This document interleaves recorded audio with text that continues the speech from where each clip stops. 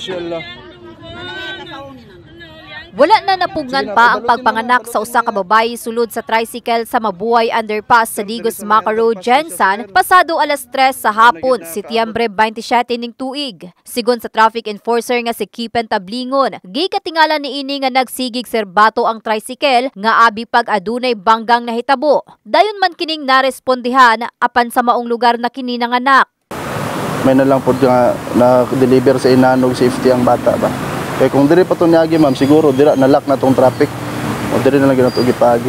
Kaya na magod dito sa unahan magod ma'am, kaya ginakalot pa magod na dira. O gina-assist lang ng mga stress sakyanan ba kay para ma-straight lang itong flow. Base sa impormasyong nakuha sa City Risk Reduction Management Office, kon CDRRMO, nga mooy may responde. Giila ang babae nga nanganak nga si Dimple, 15 anyos, residente sa Barrio Blaan, Barangay Labangal ning syudad. Sa usa ka paanakan, among naabtan ang inahan ni Dimple ug sa pagkighimamat kaniya bisan sila wala magdahom nga karon na ang bulan nga manganak ang iyang anak sa pagtuo nga anaa pa lang kini sa 7 ka bulan. Dalon na namo sa ospital ma'am, kaso lang kay na timingan na gyud dito siya sa nanganak. Pagkita nimo ma'am paggawas sa bata, Dili ko kabalo ma'am, kumalipay ba ko unsa ba kay nagilak jud ko ma'am. Salamat po ko nga gihatag na niya Allah nga walay nahitabo sa ila ang duha. Lipay po ko ma'am nga buhi sila tanan. Pasalamat na lang kini nga wala maunsa og luwas ang iyang apo ingon man si Dimple. Sigon sa midwife nga si Nanette, himsog man sumala pa ang bata samtang nagapaayo pa ang inahan niini. Okay naman ang mother pag-abot, pati ang baby. Nakagawas naman tanan, pati ang inula, nakagawas naman, nakabalot sa lampin.